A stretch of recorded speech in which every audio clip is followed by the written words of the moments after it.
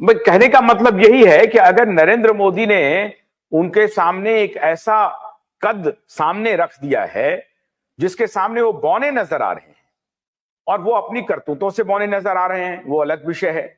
तो कहने का तात्पर्य तो ये है ना कि नरेंद्र मोदी रास्ता, अभी आपने कहा कि सारे रास्ते बंद नहीं हुए हैं। धर्म के मामले में अभी पूरे देश में माहौल नरेंद्र मोदी के पक्ष में। लोग विधानसभा चुनाव के पहले कांग्रेस पार्टी ने मुखर होकर के कहा कि हम जाति जनगणना कराएंगे अगर हम सत्ता में आएंगे, और उसका नतीजा आपने देखा कि 3 राज्यों में, 5 में से 3 राज्यों में कांग्रेस की करारी हार हुई। तो जाति की जनगणना वाला जो विषय था, जो विधानसभा चुनाव के पहले बहुत प्रोमिनेंट था, वो विषय गौण हो गया। और उस जाति की जनगणना का इंपैक्ट ये हुआ कि चुनाव जीतने के बाद जाति की जनगणना को हाईजैक कर लिया नरेंद्र मोदी ने और जातीय समीकरण बिठा दिया। मध्य प्रदेश में यादव मुख्यमंत्री, छत्तीसगढ़ में ट्राइबल मुख्यमंत्री और राजस्थान में ब्राह्मण मुख्यमंत्री। तो काम तो किया विपक्ष ने, लेकिन समीकरण बिठा लिया नरेंद्र मोदी ने। तो जातीय समीकरण भी साधने में कामयाबी मिल गई नरेंद्र मोदी को। अब बात हुई कि गरीबों का, गरीबों को जो मकान की चाबी इन्होंने कल दी, और जिस तरह से महाराष्ट्र में पब्लिक मीटिंग में वो रोए, उसके बाद तो ऐसा लगता है कि जो लाभार्थी वर्ग तैयार हुआ है 80 करोड़ का, वो उनकी आंसुओं में इस तरह से डूब जाएंगे कि इंडिया अलायंस दिखेगा ही नहीं उन्हें।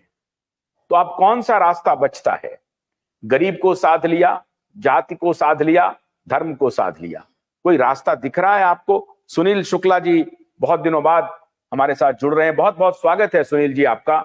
ये जो मैं कह रहा हूं कि नरेंद्र मोदी कोई रास्ता नहीं छोड़ रहे हैं अपोजिशन के लिए, क्या लगता है आपको, ये बात सही है? धन्यवाद आशुतोष जी, बहुत दिनों बाद आपने याद किया। जी धन्यवाद। तो रास्ते तो ढेर सारे बचे हुए हैं, जितने आपने गिनवा दिए, तो फिर किसी के लिए तो कोई इसको बचता ही नहीं है। इसके अलावा तो अब सबकी दुकान बंद होनी चाहिए। सब बड़ा वाला वो जो 4 कुंटल वाला ताला जा रहा है अयोध्या, वो तो इन राजनीतिक दलों के कार्यालयों में चला जाना चाहिए। कोई दो राय नहीं है, किसी भी प्रधानमंत्री को, किसी भी शासक को, किसी भी इंतजामिया को करुणामयी होना चाहिए, संवेदनशील होना चाहिए। लेकिन वो संवेदनशीलता कितना एकांगी है, कितना व्यवहारिक है, कितना तथ्यपरक है, इसका तो मूल्यांकन होता ही है ना। प्रधानमंत्री जी ने कल जो आंसू भाई, वो स्वागत योग्य है। इतनी करुणा तो बिल्कुल होना चाहिए। अगर आपके मन में करुणा नहीं होगी तो फिर आप लोक रंजन लोक हित का कार्य नहीं कर सकते। लेकिन वह समय समय पर ही दिखाई पड़ता है।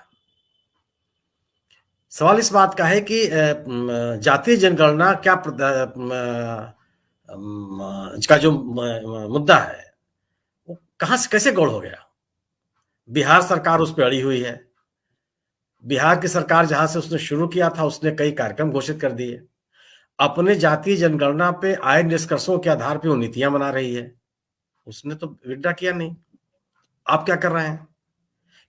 आपने अपने पिछले 2 साल के दौरान ही कम से कम बिहार की सरकार ने 4-4.5 लाख लोगों को नौकरी दे दी।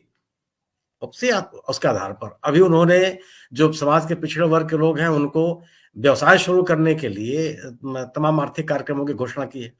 तो उनका तो है एजेंडा, उस एजेंडे से तो बाहर गए नहीं। कांग्रेस ने अपने एजेंडे को छोड़ा नहीं।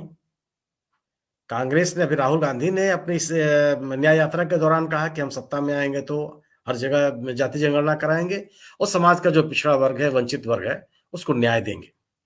कांग्रेस ने भी उस मुद्दे को नहीं छोड़ा। भारतीय जनता पार्टी, अगर आप ये मानते हैं कि पिछड़े वर्ग के एक यादव मुख्यमंत्री के बना देने से पिछड़े वर्ग का जो मुद्दा है उसको हाईजैक कर लिया बीजेपी ने, तो हो सकता है कि आप बेहतर समझते हो। लेकिन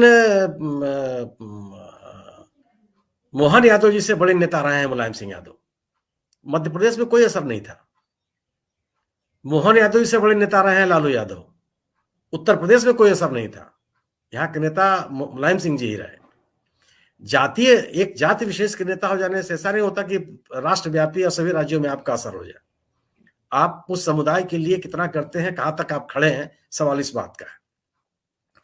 अगर आप हिंदुत्व के एजेंडे पे चलना चाहते हैं तो फिर आप उस वर्ग के नेता नहीं हो सकते, फिर आप सामाजिक न्याय के नेता नहीं हो सकते हैं, फिर आप सशक्तिकरण के आप नेता नहीं हो सकते। वो एक अलग तरह का आंदोलन है जिसमें समाज के पिछड़े वर्ग के लोगों के लिए, दलितों के लिए, वंचित लोगों के लिए एक स्थान है। तो इससे वो मुद्दा हाईजैक हो जाएगा इंडिया दल समूह से, मुझे स्वीकार करने में असुविधा होगी।